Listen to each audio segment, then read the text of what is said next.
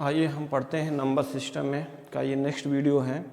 हमें सिद्ध करना है कि √2 सिद्ध कीजिए कि √2 या √3 या √5 या √7 एक अपरिमेय संख्या है। देखिए क्लास 10th के बोर्ड में भी हम नंबर सिस्टम में बहुत सारे वीडियो बनाए हैं। नंबर सिस्टम का जो वीडियो है वो आपका क्लास 9, 10 उसके साथ साथ जो है कंपटीशन एग्ज़ाम को ध्यान में रखते हुए बनाए। लेकिन एक क्वेश्चन हमें इसलिए बनाना पड़ा कि ये कंपटीशन के एग्ज़ाम में तो नहीं आता है। ये प्रॉब्लम जो है कंपटीशन के एग्ज़ाम में तो नहीं आएगा, लेकिन क्लास 10th के बोर्ड के एग्ज़ाम में ही 100% क्वेश्चन आता है। 100% ये मान के चलिए कि क्लास 10th के बोर्ड में आना ही आना है। इस वजह से ये मजबूरी में हमें ये क्वेश्चन ये वीडियो बनाना पड़ा, ये क्वेश्चन कराना पड़ रहा है कि ऐसा ना हो कि आप 10th में हो और बोर्ड एग्जाम में आए और हम हमारा वीडियो देखें तो उसमें इस टाइप क्वेश्चन ना मिले। तो उसमें कोई भी एक क्वेश्चन पूछ सकता है, जैसे पूछ दे कि सिद्ध कीजिए कि √2 या √3 या √5 या √7, मतलब रूट के अंदर ऐसी संख्या है, ये सब है कैसी संख्या है? अपरिमेय संख्या है। कैसी संख्या है? अपरिमेय संख्या है ना। तो ये अगर इस टाइप से कोई भी क्वेश्चन पूछ दे, कह दे कि सिद्ध कीजिए कि यह संख्या कैसी है? अपरिमेय। सिद्ध कीजिए कि यह संख्या कैसा है? अपरिमेय संख्या है। तो हम इसमें से कोई भी एक एग्जाम्पल उठा लेते हैं, कोई भी, जैसे √2 उठा सकते हैं, √3, √5, √7। तो हम एक उठा लेते हैं √5। हम मान लेते हैं कि हम सिद्ध कर दें कि √5 एक अपरिमेय संख्या। ध्यान दीजिएगा, ये जो क्वेश्चन लिखा है इसमें 1, 2, 3, 4, इसमें कितने क्वेश्चन लिखे हैं? 4 क्वेश्चन।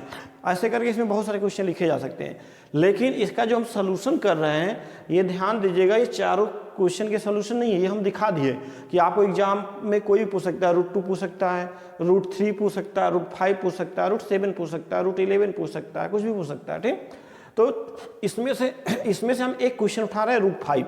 मान लेते हैं कि हमारे पास क्वेश्चन ये है कि सिद्ध कीजिए कि √5 एक अपरिमेय संख्या है। दीजिए लिख ही देते हैं, क्योंकि आप कंफ्यूज हो जाएंगे, बाद में हम इसको समझा देंगे। सिद्ध कीजिए कि √5 एक अपरिमेय संख्या। जैसे आपके सामने ऐसा क्वेश्चन आ गया कि सिद्ध कीजिए कि √5 एक अपरिमेय संख्या है। तो हम अपरिमेय संख्या जब पढ़ा रहे थे, आपको पिछला वीडियो देख लीजिएगा, तो अपरिमेय संख्या में हम क्या बताए थे कि ऐसी संख्याएं अपरिमेय संख्या कहलाती होती हैं जो संख्याएं परिमेय संख्या न हो। मतलब हम अपरिमेय संख्या की परिभाषा, अपरिमेय संख्या का डेफिनेशन जो है इस तरह दिए थे कि ऐसी संख्याएं अपरिमेय संख्या कहलाएंगी जो परिमेय संख्या न हो। मतलब अपरिमेय संख्या का परिभाषा देने के लिए हम परिमेय संख्या का यूज किए थे। किसका उपयोग किए थे? परिमेय संख्या का। मतलब परिमेय संख्या के हेल्प से ही हम अपरिमेय संख्या का डिफिनीशन दिए थे, परिभाषा दिए थे। तो उसी तरह हमें जब सिद्ध करना है कि √5 एक अपरिमेय संख्या है, तो हम परिमेय संख्या का यूज करेंगे। किसका यूज करेंगे? परिमेय संख्या का। अगर हम ये सिद्ध कर दें कि यह √5 परिमेय संख्या नहीं है, अगर हम ये सिद्ध कर दें कि √5 परिमेय संख्या नहीं है, अगर √5 परिमेय संख्या नहीं है, तब वह कैसी संख्या होगी? तब वह अपरिमेय संख्या होगी। कन्फर्म? बाय डिफिनीशन अपरिमेय संख्या की ऐसी संख्याएं अपरिमेय संख्या कहलाती है जो परिमेय संख्या ना हो। तो हमें ये सिद्ध करना कि √5 अपरिमेय संख्या है। अगर हम सिद्ध कर दें कि √5 परिमेय संख्या नहीं है, तब वह कैसी संख्या होगी? अपरिमेय संख्या होगी। तो हम मान लेते हैं, पहले मान लेते हैं कि √5 एक परिमेय संख्या है। हम मान लेते हैं कि √5 क्या है? एक परिमेय संख्या, और लास्ट में दिखा दें कि √5 परिमेय संख्या नहीं है। जो हम माने वो क्या है? गलत है। तो फिलहाल हम मान लेते हैं कि √5 एक परिमेय संख्या है। बताइए, जब √5 एक परिमेय संख्या है, ये हमने माना है, देखिए यहाँ पर लिखे माना। ऐसा मत करना सर आप तो बोले √5 परिमेय संख्या जबकि यह अपरिमेय संख्या नहीं, हमने माना है। मान लेते हैं कि √5 एक अपरिमेय संख्या है।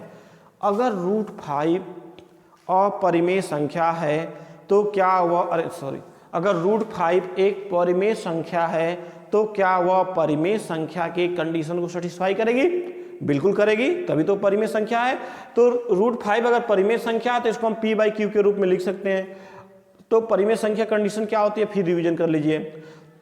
ऐसी संख्या जिसको p/q के रूप में लिखा जा सकता है, वीडियो नंबर 2 दूसरा वीडियो देखिएगा, वैसे संख्याएं जिनको p/q के रूप में लिखा जा सकता है। q is not equal to 0, q की वैल्यू क्या होगी? 0 नहीं होनी चाहिए, नीचे क्यू की वैल्यू 0 नहीं होना चाहिए, पी और क्यू क्या होना चाहिए, इंटीजर, पी और क्यू कैसा होना चाहिए, इंटीजर। लेकिन इसमें चौथी कंडीशन है, 3 कंडीशन तो बहुत मस्ट है, हर जगह मिलता है, लेकिन इसमें चौथा कंडीशन ये है कि P एंड Q आर को प्राइम, P और Q कैसे होने चाहिए, को प्राइम होना चाहिए। पिछले वीडियो में देखिएगा, वीडियो नंबर 2 सेकेंड में कि हम पढ़ाए हैं P और Q कैसे नंबर, को प्राइम नंबर हो गए। को प्राइम नंबर किसको कहते हैं, को प्राइम नंबर हमेशा 2 नंबरों के बीच में रखा जाता है, हमेशा 2 नंबरों के बीच में निकाला जाता है।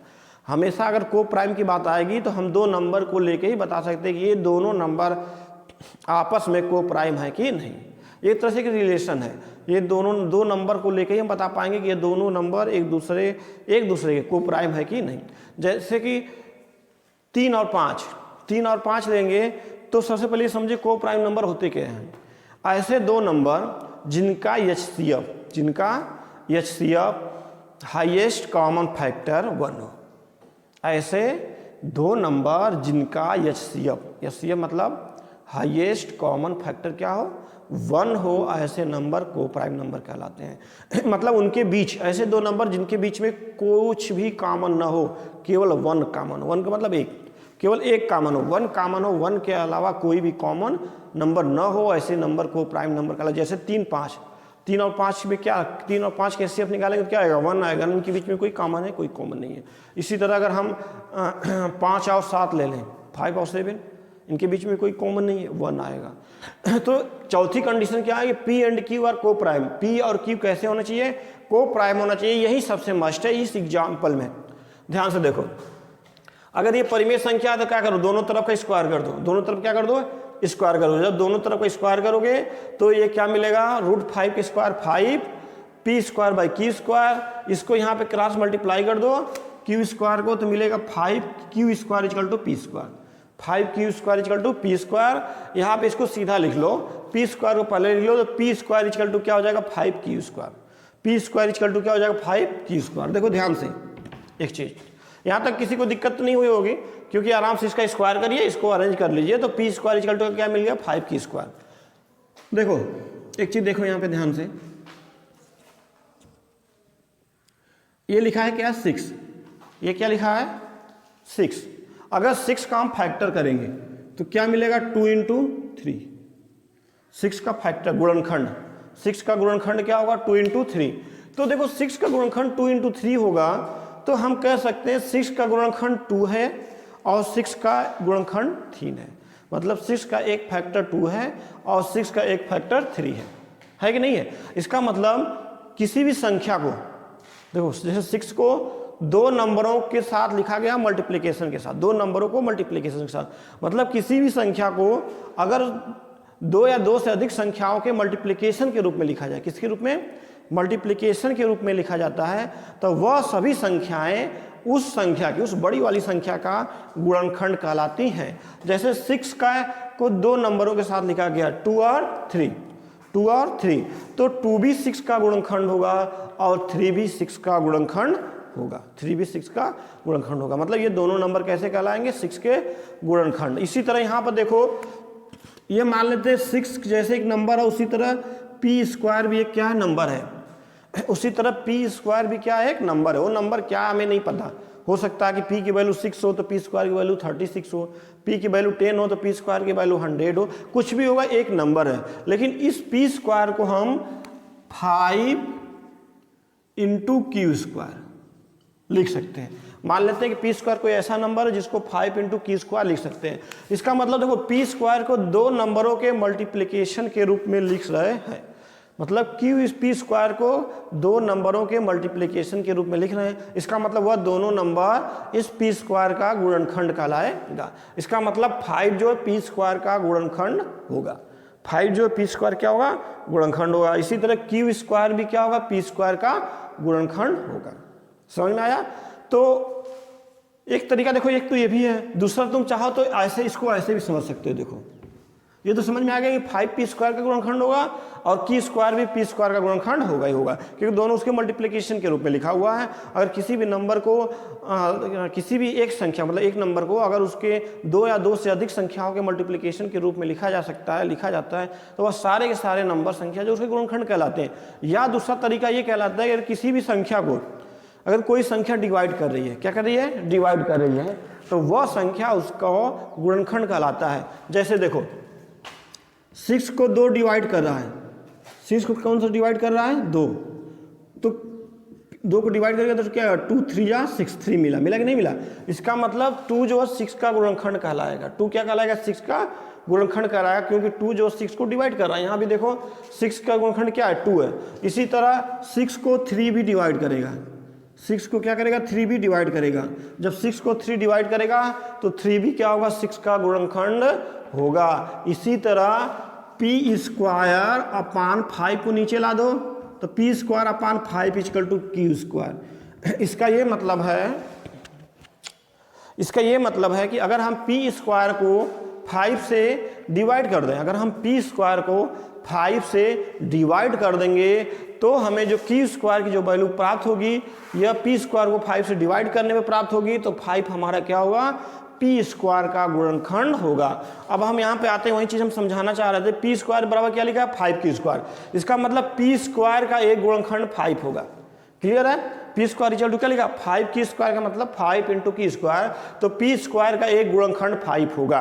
अब देखो ध्यान से एक चीज़ और समझ लो, अगर किसी स्क्वायर का गुणनखंड, यही तो सुनोगा, अगर p² का एक गुणनखंड 5 है, क्या है, 5 है, तो p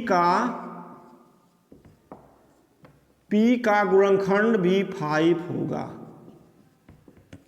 ये एकदम जरूरी है। अगर अब यहाँ पर देखो, माना p = 5r दोनों तरफ का वर्ग करने पे, दोनों तरफ का देखो, अब p का एक गुणनखंड क्या मिल गया, 5। p का एक गुणनखंड क्या मिल गया, 5। इसका मतलब हम p को 5 के मल्टीप्लिकेशन के रूप में लिख सकते हैं कि नहीं लिख सकते हैं, बताओ, लिख सकते हैं ना। 5 जो किसका गुणनखंड है, p का। 5 किसका गुणनखंड है, p का। इसका मतलब हम p को 5 मतलब 5 के मल्टीप्लिकेशन के रूप में लिख सकते हैं। अब हमें p तो पता नहीं है कि हम 5 × कुछ भी लिखना, ऐसा तो नहीं p की वैल्यू 10 है तो 5 × 2 लिख दें। तो हम मान लेते हैं p कोई संख्या है जिसको 5 मतलब 5 के मल्टीप्लिकेशन के रूप में लिख सकते हैं, 5 के गुणे के रूप में लिख सकते हैं। तो 5 × वह संख्या तो हमें पता नहीं, तो हम मान लेते हैं वह संख्या कोई भी संख्या हो सकती है, हम मान लेते हैं r। क्या मान लें, r। तो हम लिख सकते हैं कि p को हम लिख सकते हैं 5r। क्या लिख सकते हैं, p को 5r। क्यों, क्योंकि 5 जो है p का गुणनखंड है। अगर 5 जो p का गुणनखंड है, इसका मतलब p को हम 5 के मल्टीप्लिकेशन के रूप में लिख सकते हैं। फिर दोनों तरफ का वर्ग करने पे, दोनों तरफ क्या कर दीजिए, वर्ग। जब दोनों तरफ का वर्ग करेंगे तो यहाँ पे p², जब p का करेंगे वर्ग तो ये मिलेगा हमें p² = 25r²। अब यहाँ पे देखो p² का मान, ये p² का मान इस समीकरण 1 में रख दो। जब समीकरण 1 में रखोगे तो देखो p² की वैल्यू क्या है, 25r²। तो यहाँ मिलेगा 25r² =